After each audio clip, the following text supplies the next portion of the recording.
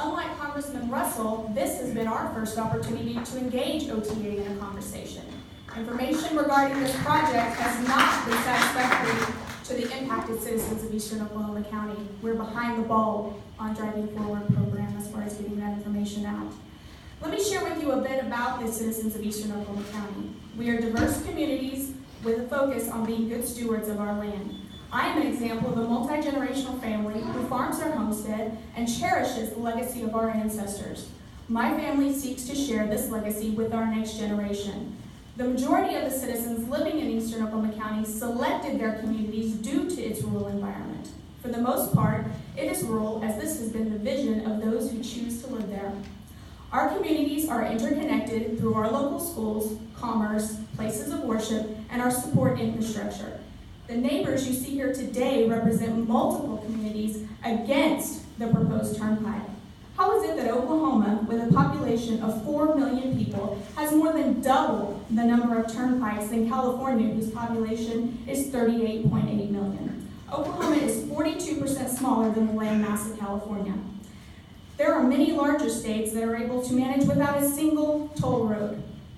The turnpikes are in debt. What is the current plan of payment for the debt? Is it to increase tolls and plan more roads to sell bonds to perpetuate the debt? Perpetual debt is not good business. If the data supports a need for a north-south route, what studies have been conducted to review the utilization of Highway 177? Is this route not under consideration? Is this route not under consideration as a result of it being located outside of Eastern Oklahoma County? If so, shame on our representatives for not attempting to collaborate with another county and work to find a better financial solution.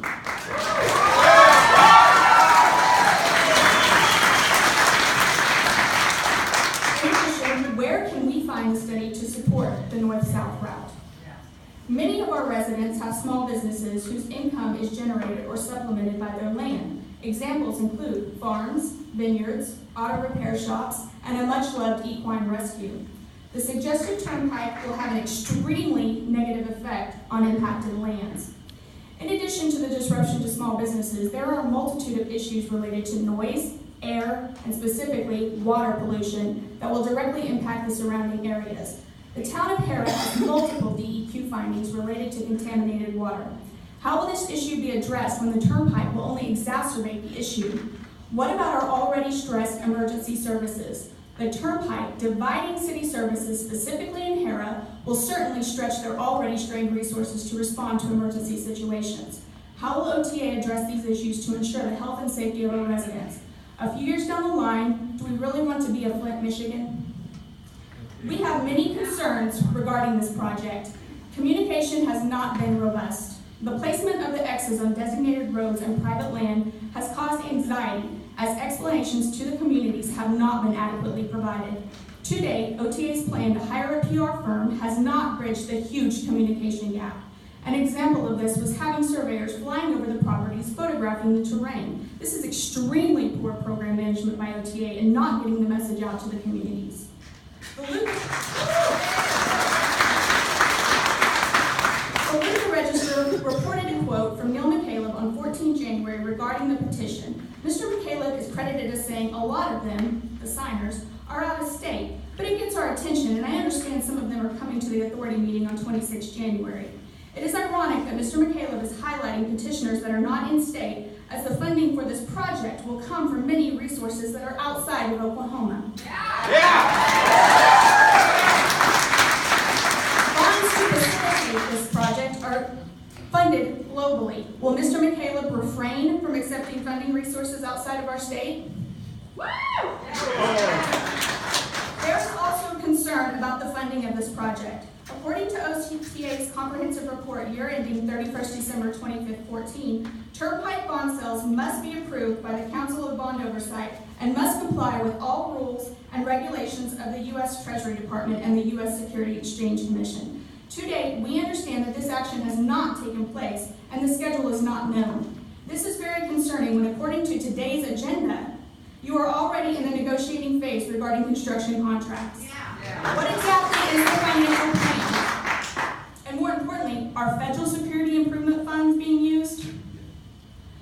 The taking of our land for the use of building a turnpike is devastating to the homeowner. Visions and dreams for the future will not exist as their homes will be scarred with a turnpike running right through it or very close to it.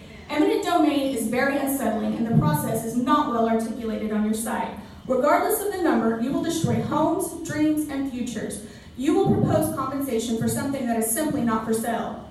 The X survey marks are a catalyst of uncertainty. People have stopped their business plans, expanding their crops, planting, building additional infrastructures for fear their land will be targeted without proper compensation. This is not why people moved to Eastern Oklahoma County.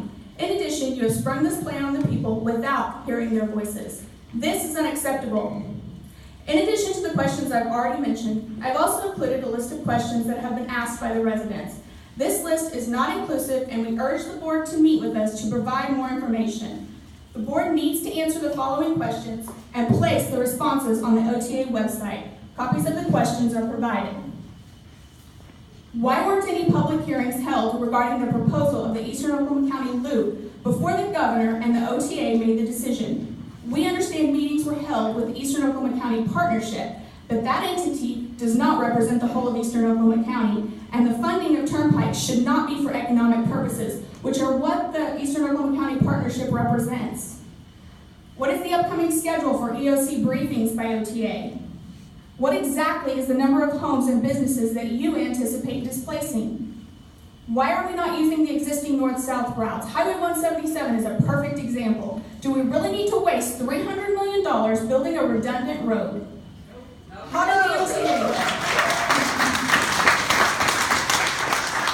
the OTA decide on the range of construction to be between Luther and Triple X Road as far as the focus for the study area? And I have news, I live outside that range and I have 6 X's on my property.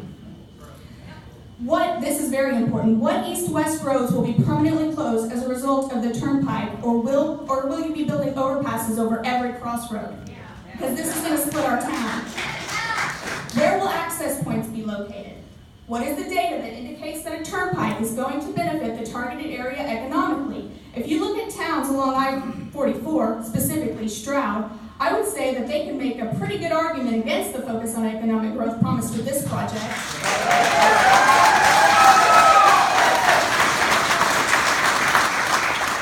The promise of general economic growth sounds very similar to the promises of Walmart to the citizens of Luther not very long ago. Now, less than 8 months later, we have a large vacant building.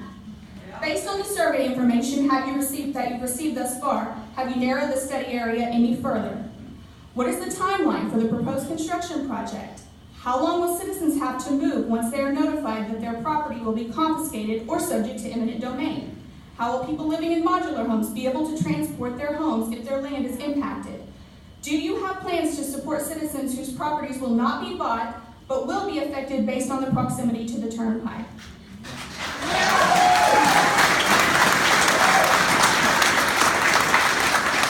Do you have plans to support citizens, compensate farmers who are renting or leasing land? Is the desire for the promised rapid economic growth, is there a plan to address the inevitable negative effects on the community? This is huge. Increase in the income inequality that we see in areas with turnpikes. Increase in the demand for city services. Increase in the noise, air, and specifically, like I said, water pollution. Loss of small businesses in favor of large corporations.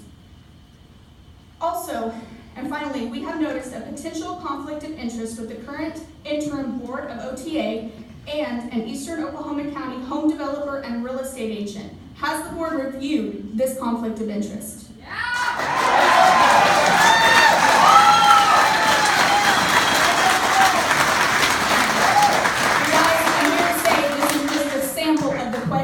That we in Eastern Oklahoma County have, that OTA officials have described as minimally invasive.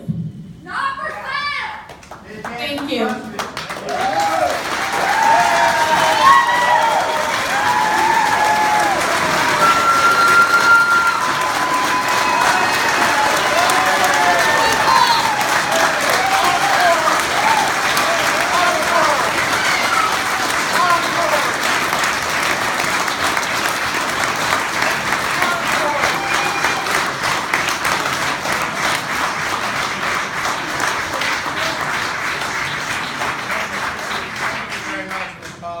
very powerful and well-organized speaker, and we appreciate your work Yeah. very much.